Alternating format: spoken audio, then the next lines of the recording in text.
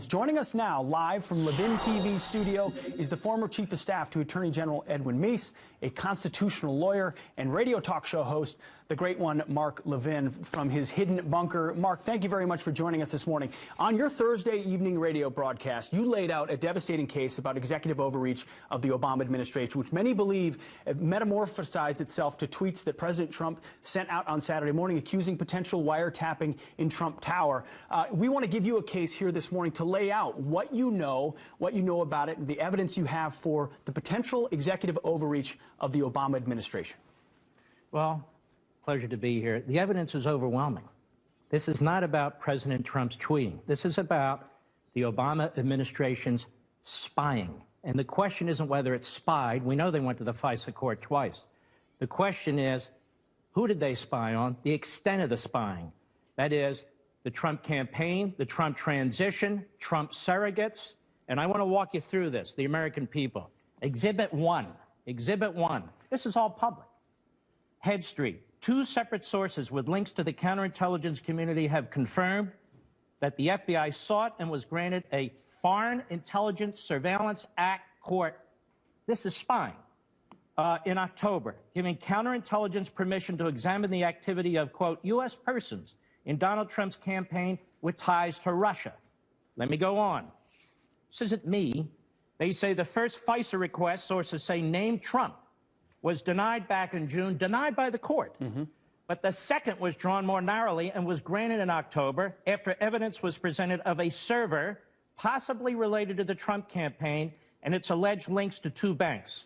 Now, sources suggest that a FISA warrant was granted to look at the full content of emails and other related documents that may concern U.S. persons. Now, I know people are hung up with Trump's word wiretapping. Well, how'd they get access to this server information? Does it really matter if it was wiretapping, electronic surveillance, or whatever it was? Exhibit 2, The Guardian, a well-known right-wing British paper. Here it is. Quote, The Guardian has learned the FBI applied for a warrant from the Foreign Intelligence Surveillance Court over the summer in order to monitor 4 members of the Trump team suspected of irregular contacts with Russian officials. Keep in mind, this is during a presidential election. The sitting president, the incumbent party, is now investigating the presidential candidate of the Republican Party and his campaign to some extent. The FISA court turned down the application asking FBI counterintelligence investigators to narrow its focus. According to one report, the FBI was finally granted a warrant in October. Exhibit 3, McClatchy, another well-known right-wing newspaper. Here they have the agencies. Headline, FBI, 5 other agencies, 5 other Obama administration agencies probe possible covert Kremlin aid to Trump. The FBI and 5 other law enforcement intelligence agencies have collaborated for months in an investigation into Russian attempts to influence the November election, including whether money from Kremlin covertly aided presidential-elect Donald Trump. 2 people familiar with the matter said the agencies involved in the inquiry are the FBI, the CIA, the NSA, the Justice Department, the Treasury Department's Financial Crimes Enforcement Network, and representatives of the Director of the National Intelligence. Are you telling me Barack Obama didn't know what was going on in 6 agencies? As you go on, how are you? Okay, keep going. I'm not done. I need to make the case because the media seems to be confused about their own reporting. New York Times, another well-known liberal outlet, intercepted Russian communications, part of inquiry into Trump associates, January 19. The FBI is leading the investigations, aided by the NSA, the CIA, Treasury Department's Financial Crimes Unit. The investigators have accelerated their efforts in recent weeks, but have found no conclusive evidence of wrongdoing. Listen to this. One official said intelligence reports based on some of the wiretap communications have been provided to the White House. This is the New York Times, another right-wing outlet. 4. Another right-wing outlet, Let's continue. New York Times again. NSA gets more latitude to share intercepted communications. In the final days of the Obama administration, the administration has expanded the power of the NSA to share globally intercepted personal communications with the government's 16 other intelligence agencies before applying privacy protections. Now, why would they do this on the way out the door? Well, March 1, Exhibit 6. Obama administration rushed to preserve intelligence of Russian election hacking.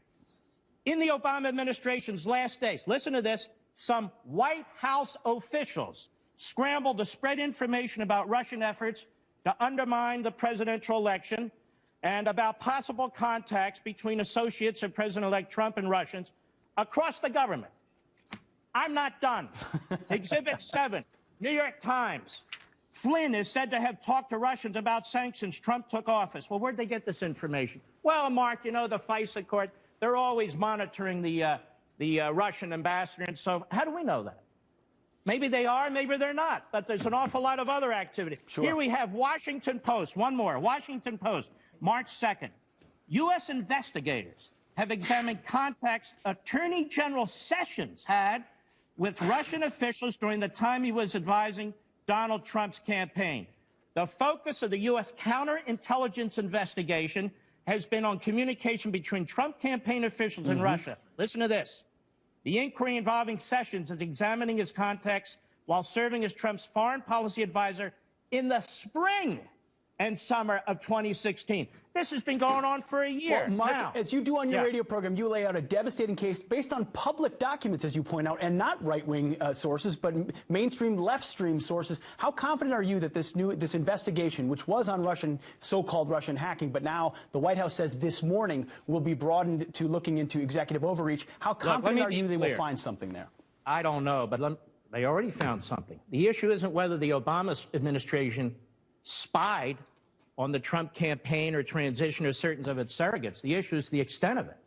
They went into court a second time. They were so aggressive. They waited 4 or 5 months. They go back in October, weeks before the general election. They narrow their request. All of a sudden, we have leaks coming out on Flynn. Then we have a horrible meeting that took place between Sessions and so forth.